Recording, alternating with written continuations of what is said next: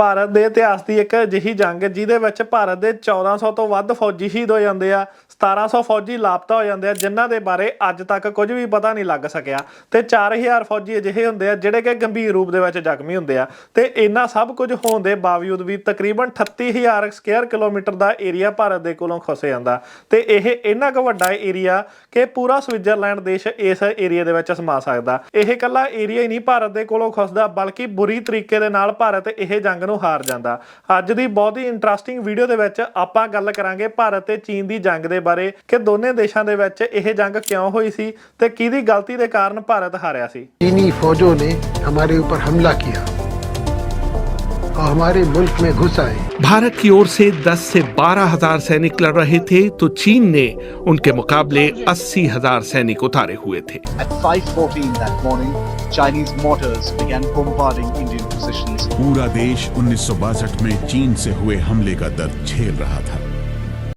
ਭਾਰਤ ਤੇ ਚੀਨ ਦੇ ਵਿਚਾਲੇ ਹੋਈ ਇਹ ਜੰਗ ਦੇ ਬਾਰੇ ਜਾਣਨ ਤੋਂ ਪਹਿਲਾਂ ਜੇਕਰ ਆਪਾਂ ਇਹ ਜੰਗ ਦਾ ਥੋੜਾ ਕੁ ਇਤਿਹਾਸ ਦੇਖੀਏ ਨਾ ਤਾਂ ਸਾਲ 1947 ਦੇ ਵਿੱਚ ਜਦੋਂ ਭਾਰਤ ਨੂੰ ਬ੍ਰਿਟਿਸ਼ ਤੋਂ ਆਜ਼ਾਦੀ ਮਿਲਦੀ ਹੈ ਨਾ ਤਾਂ ਸਹੀ 2 ਸਾਲਾਂ ਦੇ ਬਾਅਦ ਸਾਲ 1949 ਦੇ ਵਿੱਚ ਪਹਿਲੀ ਵਾਰੀ ਸਿਵਲ ਵਾਰ ਨੂੰ ਖਤਮ ਕਰਕੇ ਕਮਿਊਨਿਸਟ ਆਪਦੀ ਸਰਕਾਰ ਬਣਾਉਂਦੇ ਆ ਚਾਈਨਾ ਦੇ ਵਿੱਚ, ਕਿਉਂਕਿ ਚਾਈਨਾ ਦੇ ਵਿੱਚ ਉਸ ਸਮੇਂ ਕਮਿਊਨਿਸਟ ਸਰਕਾਰ ਸੀ ਤਾਂ ਕਰਕੇ ਚਾਈਨਾ ਨੂੰ ਕੋਈ ਵੀ ਦੇਸ਼ ਮਾਨਤਾ ਨਹੀਂ ਦੇ ਰਿਹਾ ਸੀ। ਪਰ ਫਿਰ ਇੱਥੇ ਹੀ ਐਂਟਰੀ ਹੁੰਦੀ ਹੈ ਜਵਾਹਰ ਲਾਲ ਨਹਿਰੂ ਦੀ, ਜਿਨ੍ਹਾਂ ਨੂੰ ਕਿ ਲੱਗਦਾ ਸੀ ਕਿ ਜੇਕਰ ਭਾਰਤ ਨੇ ਅੱਗੇ ਵਧਣਾ ਤਾਂ ਉਹਨੂੰ ਆਪਣੇ ਗੁਆਂਢੀ ਦੇਸ਼ ਚਾਹੇ ਫਿਰ ਉਹ ਪਾਕਿਸਤਾਨ ਹੋਵੇ ਜਾਂ ਫਿਰ ਚੀਨ ਹੋਵੇ ਇਹਨਾਂ ਨੂੰ ਵੀ ਨਾਲ ਲੈ ਕੇ ਅੱਗੇ ਵਧਣਾ ਪਊ। ਤੇ ਭਾਰਤ ਪਹਿਲਾ ਅਜਿਹਾ ਦੇਸ਼ ਸੀ ਜਿਹਨੇ ਕਿ ਚੀਨ ਨੂੰ ਮਾਨਤਾ ਦਿੱਤੀ ਸੀ ਤੇ ਉਹਨਾਂ ਨੇ ਨਾ ਸਿਰਫ ਚੀਨ ਨੂੰ ਮਾਨਤਾ ਦਿੱਤੀ ਬਲਕਿ ਅਮਰੀਕਾ ਤੇ ਹੋਰ ਦੇਸ਼ਾਂ ਨੂੰ ਇਹ ਕਿਹਾ ਕਿ UN ਦੇ ਵਿੱਚ ਚੀਨ ਨੂੰ ਵੀਟੋ ਪਾਵਰ ਦਿੱਤੀ ਜਾਵੇ। ਤੇ ਇਹਦੇ ਤੋਂ ਇਲਾਵਾ ਹੋਰ ਵੀ ਵੱਖ-ਵੱਖ ਪਲੇਟਫਾਰਮਸ ਦੇ ਉੱਪਰ ਭਾਰਤ ਲਗਾਤਾਰ ਚੀਨ ਦੀ ਸਪੋਰਟ ਕਰਦਾ ਸੀ। ਜਿਵੇਂ ਕਿ ਜਦੋਂ ਸਾਲ 1950 ਦੇ ਵਿੱਚ ਚੀਨ ਤਿੱਬਤ ਦੇ ਉੱਪਰ ਹਮਲਾ ਕਰ ਦਿੰਦਾ ਤੇ ਥੋੜੇ ਕੁ ਦਿਨਾਂ ਦੇ ਵਿੱਚ ਤਿੱਬਤ ਨੂੰ ਜਿੱਤ ਕੇ ਉਹ ਭਾਰਤ ਦੇ ਨਾਲ ਆ ਕੇ ਆਪਦਾ ਬਾਰਡਰ ਸ਼ੇਅਰ ਕਰ ਦਿੰਦਾ ਤਾਂ ਭਾਰਤ ਦੀ ਸਰਕਾਰ ਨੂੰ ਉਦੋਂ ਵੀ ਸਮਝ ਨਹੀਂ ਆਉਂਦੀ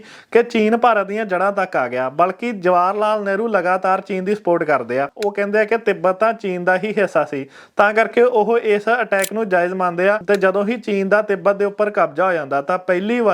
ਆਫੀਸ਼ੀਅਲੀ ਚੀਨ ਤੇ ਭਾਰਤ ਆਪਸ ਦੇ ਵਿੱਚ ਇੱਕ ਦੂਜੇ ਦੇ ਨਾਲ ਬਾਰਡਰ ਸਾਂਝਾ ਕਰਦੇ ਆ। ਇਸੇ ਹੀ ਗੱਲ ਦੇ ਕਰਕੇ ਸਾਲ 1954 ਦੇ ਵਿੱਚ ਦੋਨੇ ਦੇਸ਼ ਭਾਰਤ ਤੇ ਚੀਨ ਪੰਚਸ਼ੀਲ ਪ੍ਰਿੰਸੀਪਲ ਦੇ ਉੱਪਰ ਸਾਈਨ ਕਰਦੇ ਆ, ਜਿਨ੍ਹਾਂ ਦੇ ਵਿੱਚ 5 ਪੁਆਇੰਟ ਤੇ ਐਗਰੀ ਹੋਏ ਸੀ ਦੋਨੇ ਦੇਸ਼। ਇਸੇ ਹੀ ਸਮੇਂ ਭਾਰਤ ਦੇ ਪ੍ਰਧਾਨ ਮੰਤਰੀ ਜਵਾਹਰ ਲਾਲ ਨਹਿਰੂ ਹਿੰਦੀ ਚੀਨੀ ਭਾਈ ਭਾਈ ਦਾ ਨਾਰਾ ਦਿੰਦੇ ਆ ਤੇ ਕਿਉਂਕਿ ਭਾਰਤ ਨੂੰ ਲੱਗਦਾ ਸੀ ਕਿ ਚੀਨ ਦੇ ਨਾਲ ਰਲ ਕੇ ਲਗਾਤਾਰ ਇਹ ਦੋਨੇ ਦੇਸ਼ ਤਰੱਕੀ ਕਰ ਰਹੇ ਆ, ਪਰ ਭਾਰਤ ਨੂੰ ਚੀਨ ਦੇ ਦਿਮਾਗ ਦੇ ਵਿੱਚ ਚੱਲ ਰਹੀ ਉਹ ਸਿਆਸਤ ਦੇ ਬਾਰੇ ਨਹੀਂ ਪਤਾ ਸੀ, ਕਿਉਂਕਿ ਭਾਰਤ ਤੇ ਚੀਨ ਜਿੰਨਾ ਵੀ ਬਾਰਡਰ ਆਪਸ ਦੇ ਵਿੱਚ ਸਾਂਝਾ ਕਰਦੇ ਆ ਉਹਦੇ ਵਿੱਚੋਂ ਜ਼ਿਆਦਾਤਰ ਬਾਰਡਰ ਅਜਿਹਾ ਕਿ ਉੱਥੇ ਜਾਂ ਤਾਂ ਬਰਫ਼ ਪੈਂਦੀ ਆ ਤੇ ਜਾਂ ਉਹ ਪਹਾੜੀ ਏਰੀਆ, ਜਿਹਦੇ ਕਰਕੇ ਉੱਥੇ ਜ਼ਿਆਦਾ ਪਾਪੂਲੇਸ਼ਨ ਨਹੀਂ ਤੇ ਕੋਈ ਵੀ ਜ਼ਿਆਦਾ ਖਾਸ ਪੈਟਰੋਲਿੰਗ ਨਹੀਂ ਹੁੰਦੀਗੀ ਤੇ ਦੋਨੇ ਦੇਸ਼ਾਂ ਦੇ ਵਿੱਚ ਆਪਸੀ ਪਿਆਰ ਸੀ। ਇਸੇ ਹੀ ਗੱਲ ਦੇ ਕਰਕੇ ਦੋਨੇ ਦੇਸ਼ਾਂ ਦੀ ਫੌਜ ਜਿਹੜੇ ਆਪਦੇ ਬੇਸ ਬਣਾਉਂਦੀ ਸੀਗੀ ਉਹ ਇਸ ਬਾਰਡਰ ਤੋਂ ਕਾਫੀ ਪਿੱਛੇ ਤੱਕ ਬਣਾਉਂਦੀ ਸੀਗੀ ਤੇ ਕਦੇ-ਕਦੇ ਦੋਨੇ ਦੇਸ਼ ਉਸ ਬਾਰਡਰ ਦੇ ਉੱਪਰ ਪੈਟਰੋਲਿੰਗ ਕਰਨ ਦੇ ਲਈ ਜਾਂਦੇ ਸੀ। ਭਾਰਤ ਦੀ ਫੌਜ ਵੀ ਬਹੁਤ ਘੱਟ ਉਸ ਬਾਰਡਰ ਦੇ ਉੱਪਰ ਪੈਟਰੋਲਿੰਗ ਕਰਦੀ ਸੀ ਤੇ ਇਸੇ ਹੀ ਗੱਲ ਦਾ ਫਾਇਦਾ ਚੀਨ ਉਠਾਉਂਦਾ, ਕਿਉਂਕਿ ਲਗਾਤਾਰ ਜਿਹੜੇ ਵੀ ਏਰੀਏ ਉਹਦੇ ਬਾਰਡਰ ਦੇ ਨਾਲ ਲੱਗਦੇ ਸੀ, ਖਾਸ ਕਰਕੇ ਅਕਸਾਈ ਚਿੰਨ੍ਹ ਵਾਲਾ ਏਰੀਆ,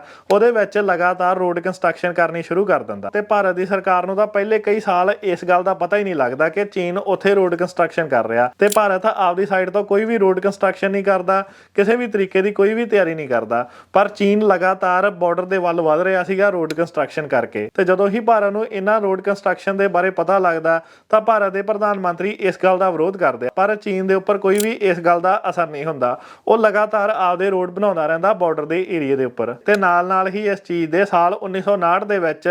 ਜਿਹੜੇ ਏਰੀਏ ਦੇ ਉੱਪਰ ਤਿੱਬਤ ਦੇ ਚੀਨ ਨੇ ਕਬਜ਼ਾ ਕੀਤਾ ਸੀ ਉਸ ਏਰੀਏ ਦੇ ਉੱਪਰ ਜਿੰਨੇ ਵੀ ਲੋਕ ਤਿੱਬਤ ਦੇ ਵਾਸੀ ਰਹਿੰਦੇ ਸੀ ਉਹਨਾਂ ਦੇ ਉੱਪਰ ਚੀਨ ਦੀ ਸਰਕਾਰ ਕਾਫੀ ਅਤਿਆਚਾਰ ਕਰਦੀ ਆ ਤੇ ਇਸ ਅਤਿਆਚਾਰ ਤੋਂ ਤੰਗ ਆ ਕੇ ਜਦੋਂ ਉਹ ਪ੍ਰਦਰਸ਼ਨ ਕਰਨਾ ਸ਼ੁਰੂ ਕਰਦੇ ਆ ਤਾਂ ਇਸ ਪ੍ਰਦਰਸ਼ਨ ਨੂੰ ਲੀਡ ਕਰ ਰਹੇ ਹੁੰਦੇ ਆ ਦਲਾਈ ਲਾਮਾ। ਪਰ ਇਹ ਮੁੱਠੀ ਭਰ ਲੋਕ ਚੀਨ ਦੀ ਸਰਕਾਰ ਨਾਲ ਟੱਕਰ ਨਹੀਂ ਲੈ ਸਕਦੇ ਸੀ। ਚੀਨ ਦੀ ਸਰਕਾਰ ਬੜੇ ਹੀ ਜ਼ੋਰ ਦੇ ਨਾਲ ਇਸ ਪ੍ਰਦਰਸ਼ਨ ਨੂੰ ਦਬਾ ਦਿੰਦੀ ਆ ਤੇ ਦਲਾਈ ਲਾਮਾ ਭੱਜ ਕੇ ਉਹ ਤਿੱਬਤ ਨੂੰ ਛੱਡ ਕੇ ਇੰਡੀਆ ਦੇ ਵਿੱਚ ਆ ਜਾਂਦੇ ਆ, ਜਿੱਥੇ ਕਿ ਇੰਡੀਆ ਦੇ ਵਿੱਚ ਉਹਨਾਂ ਨੂੰ ਸ਼ਰਨ ਦਿੱਤੀ ਜਾਂਦੀ ਆ। ਖੁਦ ਜਵਾਹਰ ਲਾਲ ਨਹਿਰੂ ਉਹਨਾਂ ਨੂੰ ਮਿਲਣ ਦੇ ਲਈ ਜਾਂਦੇ ਆ ਜਦੋਂ ਉਹਨਾਂ ਨੂੰ ਸ਼ਿਮਲੇ ਦੇ ਵਿੱਚ ਲਿਆਂਦਾ ਜਾਂਦਾ। ਹਾਲਾਂਕਿ ਉਸ ਸਮੇਂ ਤੱਕ ਵੀ ਭਾਰਤ ਤੇ ਚੀਨ ਦੋਨੇ ਮਿੱਤਰ ਦੇਸ਼ ਸੀ, ਪਰ ਜਦੋਂ ਹੀ ਦਲਾਈ ਲਾਮਾ ਨੂੰ ਭਾਰਤ ਦੇ ਵਿੱਚ ਸ਼ਰਨ ਦਿੱਤੀ ਜਾਂਦੀ ਆ ਤਾਂ ਇਸ ਗੱਲ ਤੋਂ ਚੀਨ ਬਹੁਤ ਚਿੜ ਜਾਂਦਾ, ਕਿਉਂਕਿ ਉਹਨਾਂ ਨੂੰ ਲੱਗਦਾ ਸੀ ਕਿ ਜਿਹੜਾ ਉਹਨਾਂ ਦਾ ਦੁਸ਼ਮਣ ਆ ਉਹਨਾਂ ਨੂੰ ਭਾਰਤ ਨੇ ਸ਼ਰਨ ਦਿੱਤੀ ਆ। ਇਸੇ ਗੱਲ ਦੇ ਕਰਕੇ ਚੀਨ ਦੀ ਸਰਕਾਰ ਵੀ ਹੁਣ ਭਾਰਤ ਦੀ ਸਰਕਾਰ ਦਾ ਵਿਰੋਧ ਕਰਨ ਲੱਗ ਜਾਂਦੀ ਆ। ਪਰ ਇਸੇ ਹੀ ਸਮੇਂ ਚੀਨ ਦੇ ਵਿੱਚ ਬਹੁਤ ਵੱਡੇ ਲੈਵਲ ਤੇ ਫਰਮਾਈਨ ਆਉਂਦਾ। ਚੀਨ ਦੇ ਲੋਕ ਲਗਾਤਾਰ ਮਾਓ ਜ਼ੇਡੋਂਗ ਦੀ ਸਰਕਾਰ ਦੇ ਖਿਲਾਫ ਹੋਣ ਲੱਗ ਜਾਂਦੇ ਆ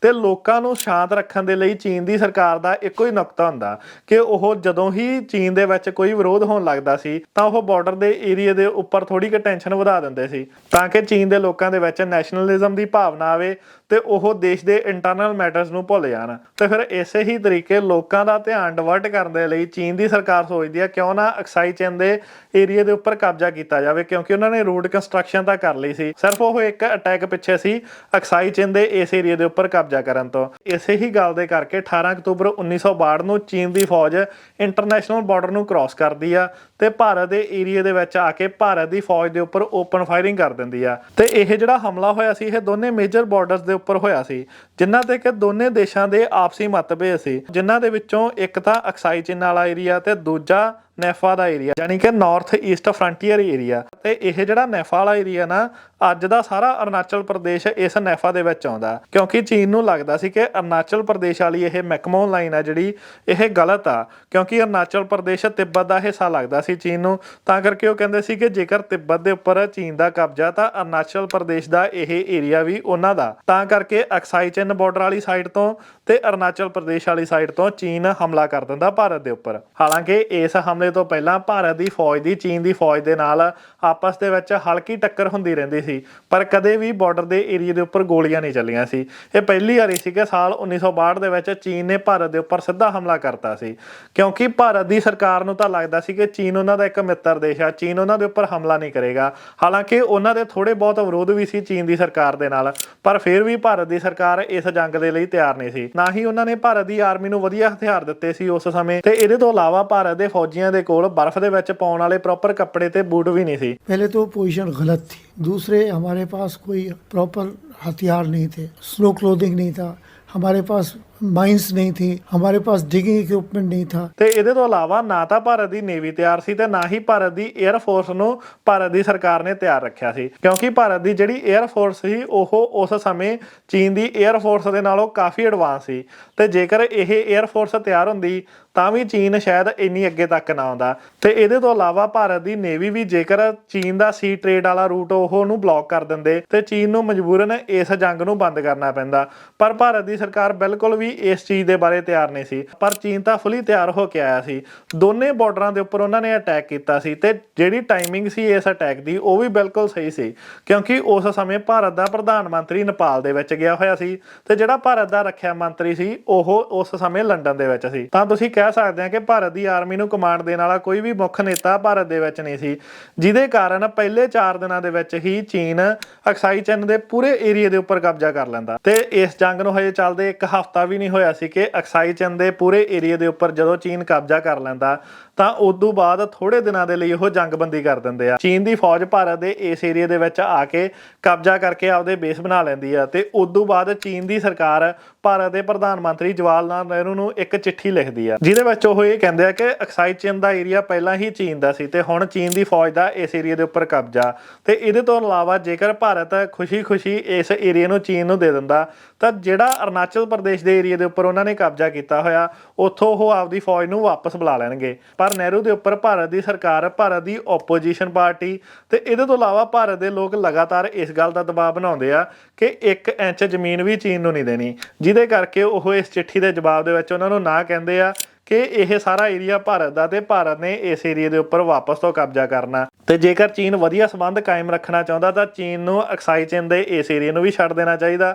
ਤੇ ਅਰੁਣਾਚਲ ਪ੍ਰਦੇਸ਼ ਦੇ ਏਰੀਆ ਤੋਂ ਵੀ ਆਪਦੀ ਫੌਜ ਨੂੰ ਵਾਪਸ ਲੈ ਜਾਣਾ ਚਾਹੀਦਾ, ਜਿਹਦੇ ਕਰਕੇ ਚੀਨ ਇੱਕ ਵਾਰ ਫਿਰ ਤੋਂ ਜੰਗ ਸ਼ੁਰੂ ਕਰ ਦਿੰਦਾ ਤੇ ਇਹ ਜੰਗ ਅਗਲੇ 32 ਦਿਨਾਂ ਤੱਕ ਚੱਲਦੀ ਆ। ਪਰ ਫਿਰ UN ਦੀ ਮਦਦ ਦੇ ਨਾਲ 20 ਨਵੰਬਰ 1962 ਨੂੰ ਦੋਨੇ ਦੇਸ਼ ਆਪਸ ਦੇ ਵਿੱਚ ਇੱਕ ਸਮਝੌਤਾ ਕਰਦੇ ਆ ਤੇ ਲਗਾਤਾਰ UN ਤੇ ਕਈ ਹੋਰ ਦੇਸ਼ਾਂ ਦੇ ਦਬਾਅ ਦੇ ਕਾਰਨ ਚੀਨ ਵੀ ਇਸ ਯੁੱਧ ਨੂੰ ਰੋਕ ਦਿੰਦਾ। ਪਰ ਹੁਣ ਸਵਾਲ ਇਹ ਉੱਠਦਾ ਕਿ ਏਡੀ ਵੱਡੀ ਹਾਰ ਹੁੰਦੀ ਆ ਭਾਰਤ ਦੀ ਇਸ ਜੰਗ ਦੇ ਵਿੱਚ, ਪਰ ਇਹਦੇ ਵਿੱਚ ਗਲਤੀ ਕਿਹਦੀ ਸੀ? ਤਾਂ ਸਿੱਧੇ ਜਾਂ ਸਿੱਧੇ ਤਰੀਕੇ ਇਹ ਜਿਹੜੀ ਹਾਰ ਦੀ ਜ਼ਿੰਮੇਵਾਰੀ ਆ ਇਹ ਭਾਰਤ ਦੀ ਸਰਕਾਰ ਦੀ ਆ ਕਿਉਂਕਿ ਭਾਰਤ ਦੀ ਫੌਜ ਨੂੰ ਨਾ ਤਾਂ ਉਹਨਾਂ ਨੇ ਵਧੀਆ ਹਥਿਆਰ ਦਿੱਤੇ, ਭਾਰਤ ਦੀ ਫੌਜ ਦੇ ਕੋਲ ਉਸ ਬਾਰਡਰ ਦੇ ਉੱਪਰ ਲੜਨ ਦੇ ਲਈ ਸਿਰਫ 50-50 ਗੋਲੀਆਂ ਹੁੰਦੀਆਂ ਸੀ ਤੇ ਆਰਮੀ ਦੇ ਕਈ ਅਫਸਰ ਇੰਟਰਵਿਊਆਂ ਦੇ ਵਿੱਚ ਦੱਸਦੇ ਆ ਕਿ ਜਿੰਨਾ ਟਾਈਮ ਤਾਂ ਇਹ 50 ਗੋਲੀਆਂ ਉਹਨਾਂ ਦੇ ਕੋਲ ਹੁੰਦੀਆਂ ਸੀ ਉਹਨਾਂ ਟਾਈਮ ਤਾਂ ਉਹ ਚੀਨ ਦੀ ਫੌਜ ਦੇ ਉੱਪਰ ਹਾਵੀ ਰਹਿੰਦੇ ਸੀ ਤੇ ਉਸ ਤੋਂ ਬਾਅਦ ਉਹਨਾਂ ਨੂੰ ਬੰਦੂਕ ਦੇ ਅੱਗੇ ਲੱਗੇ ਇਸ ਛੁਰੇ ਦੇ ਨਾਲ ਲੜਨਾ ਪੈਂਦਾ ਸੀ ਤੇ ਇਸੇ ਗੱਲ ਦੇ ਕਰਕੇ ਚੀਨ ਲਗਾਤਾਰ ਉਹਨਾਂ ਦੇ ਫੌਜੀਆਂ ਨੂੰ ਵੀ ਮਾਰਦਾ ਰਹਿੰਦਾ ਤੇ ਇਹਦੇ ਤੋਂ ਇਲਾਵਾ ਚੀਨ ਭਾਰਤ ਦੇ ਉੱਪਰ ਵੀ ਕਬਜ਼ਾ ਕਰਦਾ ਰਹਿੰਦਾ ਤੇ ਨਾ ਤਾਂ ਭਾਰਤ ਦੀ ਸਰਕਾਰ ਨੇ ਭਾਰਤ ਦੀ ਆਰਮੀ ਨੂੰ ਵਧੀਆ ਕੱਪੜੇ ਦਿੱਤੇ